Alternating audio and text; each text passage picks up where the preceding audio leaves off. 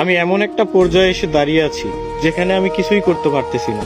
না পারতেছি পরিবারের মানুষের স্বপ্ন পূরণ করতে, না পারতেছি নিজের স্বপ্নগুলো পূরণ করতে। আসলে একদম জীবনটা আমার থমকে গেছে। আমি কিছুই করতে পারতেছি না। কি হচ্ছে আমার জীবনের সাথে, কেন হচ্ছে, এই হিসাবগুলো আমি মিলাতে পারতেছি না। বিশ্বাস করেন ভাই, প্রচুর পরিমাণে ডিপ্রেশন কাজ করতেছে ভিতরে।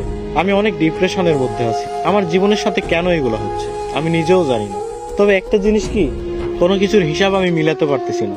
একটা সময় ডিপ্রেশন কি জিনিস জানতাম না, এখন জানতেছি। তবে একটা কথা মাথায় রাখবেন, ডিপ্রেশন বিভিন্ন ধরনের হয়। শুধুমাত্র প্রেম বিচ্ছেদের কারণেই যে মানুষ ডিপ্রেশনে ভোগে, বিষয়টা এমন না। সবচেয়ে ভয়ানক ডিপ্রেশন হচ্ছে ফ্যামিলি প্রবলেম। হ্যাঁ, এগুলো আপনারা বুঝবেন না। যারা মধ্যবিত্ত পরিবারের, একমাত্র তারাই বুঝবে। ডিপ্রেশন অনেক কঠিন একটা জিনিস। এখান থেকে সহজে কেউ বের হতে পারে না, কেউ ডিপ্রেশন কাটিয়ে উঠতে পারে না। তবে আলহামদুলিল্লাহ, ধৈর্য ধরে আসি, ভালো কোনো একদিন